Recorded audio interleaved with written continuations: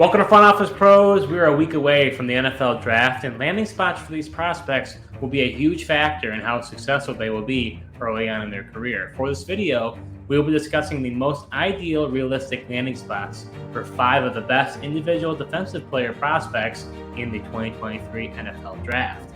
With me for this discussion is my co-host Joe and a special guest making his first appearance on Front Office Pros, which is none other than Justin Taylor, otherwise known as JT, who is a contributor on DLF, Dynasty Pros, and a co-host on the Commissioner Evaluation Podcast with John McGlynn. Before we get started, we are a new channel, so if you enjoy this content, we ask you to smash that like button to show your support. Hike! On most mock drafts, Will Anderson appears to be locked in as the first defensive prospect taken in the 2023 NFL Draft. JT, I'll start with you. Which NFL team do you think is the most ideal and realistic landing spot for defensive end Will Anderson? As we've kind of gone through this draft process, the question is, where's the first defensive guy going to go in comparison with the quarterbacks? So if you're talking this maybe a week or two ago, I think you're maybe saying, oh, he's maybe 3 to the Cardinals, maybe he's 5 to the Seahawks. More and more, I think there's a chance that Houston maybe goes Will Anderson at 2. And they actually skip QB at 2.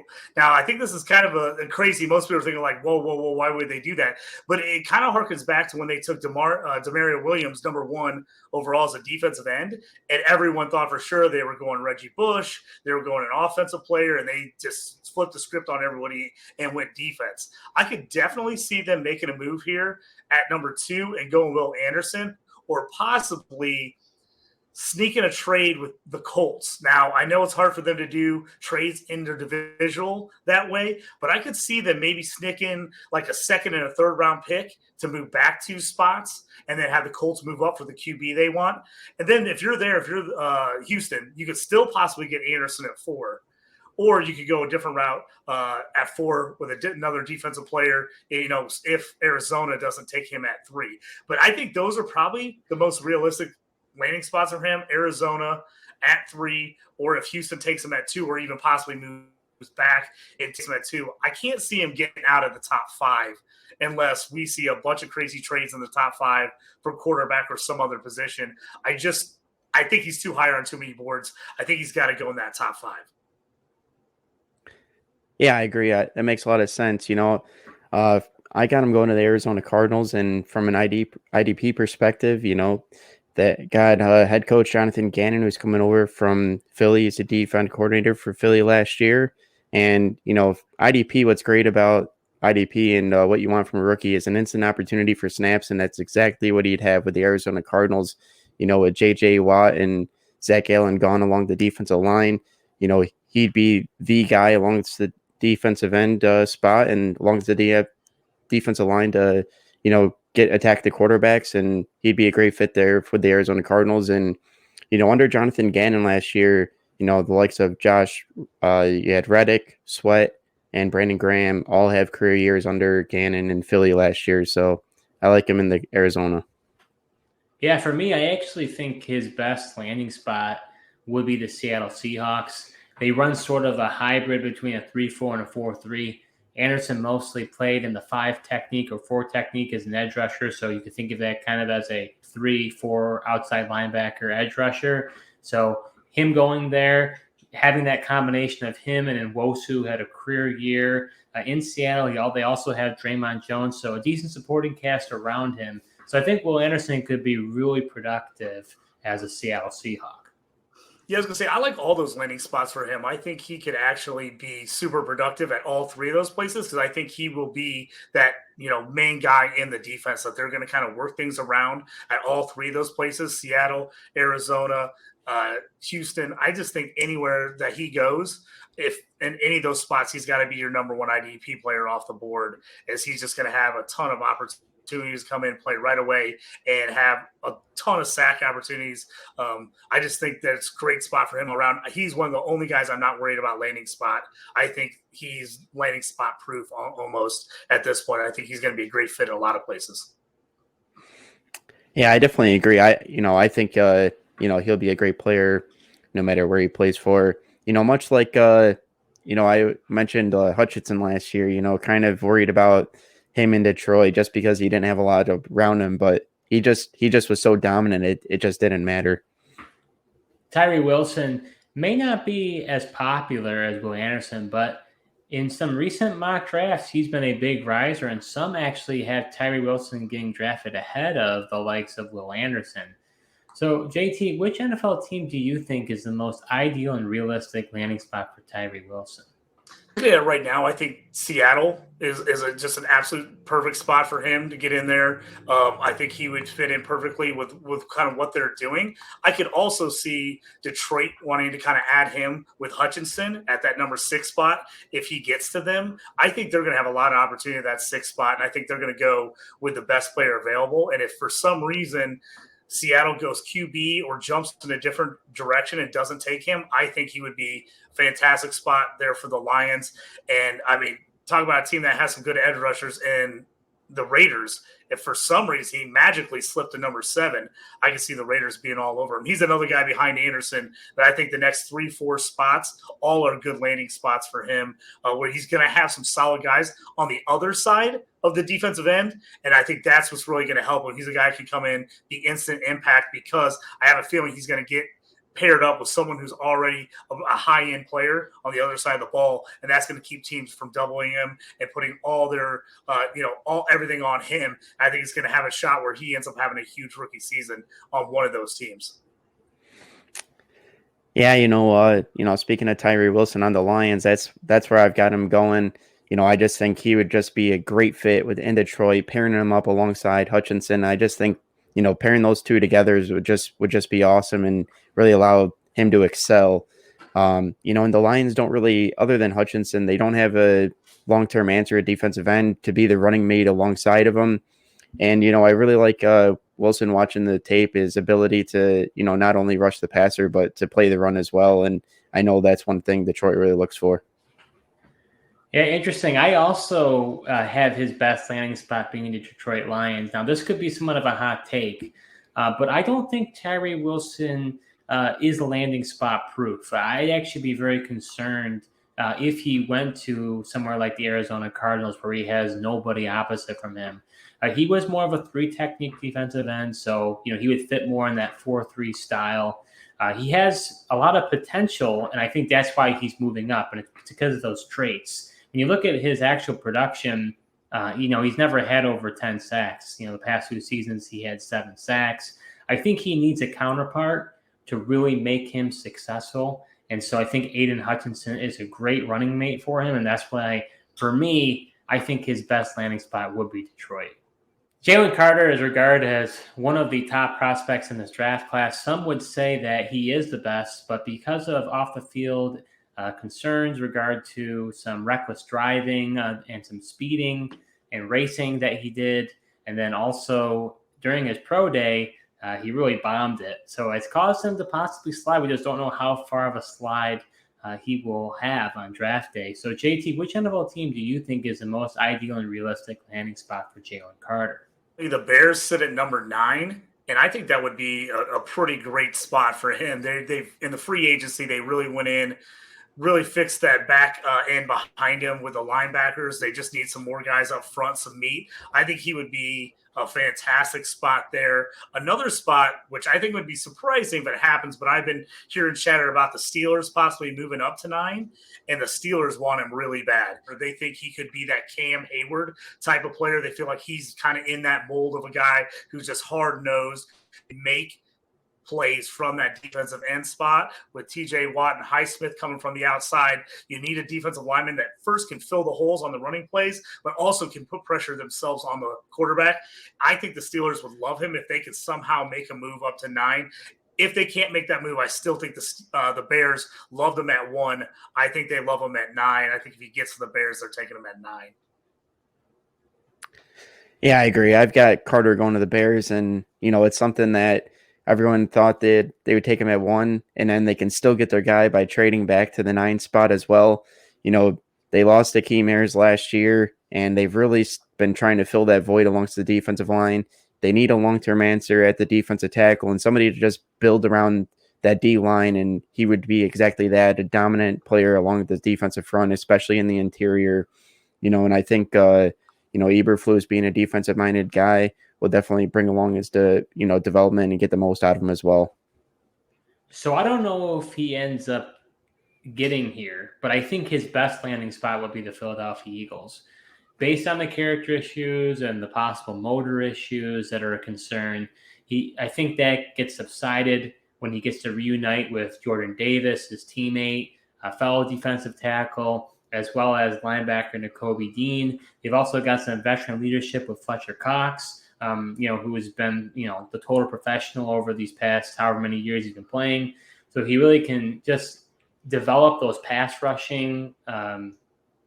He'd be able to develop those pass rushing skills, because right now a lot of what he relies on is just his physical dominance. He won't be able to necessarily do that going to the NFL. So I think he could learn a lot under the tutelage of Fletcher Cox. So I think him going to the Eagles would be a great landing spot. Yeah, I mean, if he does end up going to the Eagles, I mean, that'd be really interesting for, him to play alongside with his college teammate, and really give them two dominant guys. Like you said, Fletcher Cox, he's not getting any younger. Need going to replace him in for him. So, he'd also be really interesting in Philly, like you said. Jack Campbell was one of the biggest risers after the NFL Combine, and some believe he could be the first linebacker drafted. JT, which NFL team do you think is the most ideal and realistic landing spot for linebacker Jack Campbell? Linebacker this year seems very strange. Everybody wants the edge guys. Everybody's kind of down on the inside linebackers. I feel like Campbell's a guy that could be a tackle machine in an IDP league in the right landing spot. I've seen him go anywhere from 20th all the way to like mid-late second round. It's going to be really interesting to see where he ends up just because of the draft capital, how many people love him. I think the Steelers really need inside linebacker. They let go of Bush.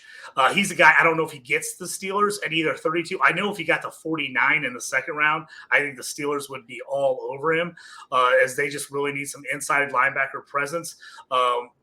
Quite a few teams have moved on. The Bills really could use some inside linebacker help after losing Edmonds in free agency. I think he could really – that's a team I feel like he fits into in the Bills makeup of things. So he's a guy I'd like to see him on there. Those would probably be the two best landing spots, I think, for me, as far as where I think he fits in and makes a ton of tackles. Now, does he get to that spot in the draft for either of those teams to take him? That's my worry. I could see someone jumping up in the 20s and taking him, and it just depends on who feels like he's the missing piece for them. And so that's why I think he's one of those guys going to be the hardest guy in this draft to kind of really knock down a final landing spot for him. Yeah, I've got Jack Campbell going to the Bills. Tremaine Edmonds left to the Bears in free agency. And the Buffalo Bills didn't fill that void, in free agency by adding anybody. And, they really don't have anyone on the roster that's ready to kind of step into that role. So I think, drafting Campbell would make a lot of sense. He's got a similar skill set to what Tremaine Edmonds did. And, that's unlike the current players that they'd be trying to replace him on the roster here. And then, Mike Dermott should be able to bring along his coverage skills, just like he did with Tremaine Edmonds coming out of college as well. And, he's just I feel like he'd be a really good fit for Buffalo. He's also, would be a leader on the defense, which I know Sean McDermott puts a lot of stock in as well. Yeah, it seems like we're all kind of on the same page here, because I think the Buffalo Bills would be a great landing spot for Jack Campbell. I think the best. It's interesting, I won't rattle off the same points you did, Joe, but it's interesting. He's actually been training with Luke Kuechly, and we know Luke Kuechly was a generational player for the Carolina Panthers, and the likes of Brandon Beane and Sean McDermott were able to see firsthand the type of player that Luke Kuechly is. Not saying that he is that type of player, but very interesting that he's being trained by him.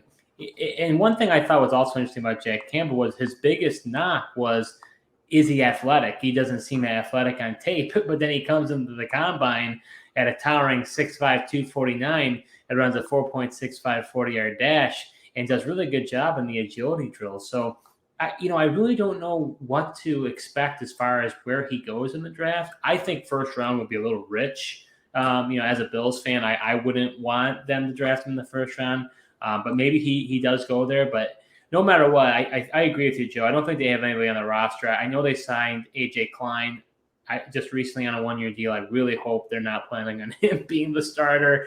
And then I know they drafted Terrell Bernard, who, last year in the mid rounds, he's kind of more of a project type of linebacker. So I expect the Bills to draft a linebacker, and whoever does go there, if it is Jack Campbell, I think it's going to be a great landing spot. Could be a tackling machine. I could definitely see the Bills making a move in the second round, possibly trading up to get in a better spot if he starts falling. I think it would be tough to see them taking him in the first round, but I think if he falls enough in the second, I think you could see the Bills making a move, giving up a couple later picks to get him. As for most people, he's the number one inside linebacker on the board as far as just that stout guy in the middle that can stop the run. So I think once he drops a little bit in the second round, I think you're going to start teams start thinking about moving up to get him. Out of curiosity, JT, is he your number one inside linebacker? For inside linebacker, he is my number one guy. I love Drew Sanders, but I feel like Drew Sanders isn't your typical inside linebacker. I feel like he's a guy that's going to get moved around a lot. He's a dude I love as far as if he gets in the right system where they can move him and use his abilities. I really like him. I think Campbell's the most solid guy. Now, I think there's some guys that maybe have a little more high upside, but I just feel like he is the guy that you know what you're getting with him, and he's just going to give you that maturity, that inside presence. He's going to stop the run. He's going to get you a bunch of tackles. He's just going to be one of those guys that is super solid all year for you. And that's why I like him for definitely teams that need run support up the middle. Brian Branch is regarded as the top safety prospect by most, but could he end up as a nickel cornerback instead of a safety? That's the question. So, JT, which NFL team do you think is the most ideal and realistic landing spot for safety/cornerback Brian Branch? I think the Eagles might be a really interesting spot for him with some of the things that have moved around with their defensive back unit. I just really think that they can move him around, have him play that safety spot, have him play that nickel spot, depending on who they have available. And they just seem like a team that is so good already, but has high draft picks that they can kind of play with a little bit and say, hey, maybe we don't know exactly what we're going to do with this guy yet, but man, he's so good. He's so talented. And he's just another one of those guys. I feel like Branch is quite a bit ahead of the second and third tier guys in this draft as far as safeties are concerned. And I just think teams are really going to look at it and say, he can play all over. He doesn't have to be a strong safety. He can be a nickel. He can be a free safety. So if you get teams that got defensive coordinators that like to really mix up coverages and try different things, I think those defensive coordinators are just going to love Branch just with it, just all the things that he can do. And just obviously coming from Alabama, which has been a huge, defensive back rich school for the last decade. I could see the Eagles. That's probably my top spot. I could see him going there at 30. And I know I said this a couple of times again, but there's a chance that the Steelers stay at 17 or slide back a little bit. I could see the Steelers taking him because, again, Edmonds left there, went to the Eagles. I don't know if the Eagles love him. I mean, they signed him to a really cheap contract, so I could see them playing him, but I don't think they're counting on him. I could see the Steelers also jumping in, losing Sutton, their nickel back as well. He's a guy that fits two roles for the Steelers. So I know I'm saying a lot of Steelers positions, but these are guys that fit perfectly for them. And I could definitely see him being somewhere in Pennsylvania, whether Philadelphia or Pittsburgh. Yeah, I think it'd be really interesting if Brian Branch ended up with the Jacksonville Jaguars. It's a team that's done a lot on the offense with Doug Peterson and Trevor Lawrence at quarterback. And, they've got that looking pretty nice. But defensive side of the ball is really holding them back as far as making that big playoff run. So, and they really need playmakers in the secondary and the back end of that defense. And what better player than Branch, who's really a Swiss Army knife, can play multiple roles. Even the Jaguars last year, they only had 35 sacks as a team. So this is a guy they could put in the box and have blitzing as well. Also play that nickel safety role and help in coverage. I did see potential weaknesses playing that deep end safety, and he's not really that ball hawking safety. Well, Jacksonville's got Cisco and Jenkins who play that deep safety role and more of a ball hawk safety. So, I think it'd be interesting if Jacksonville were to take him.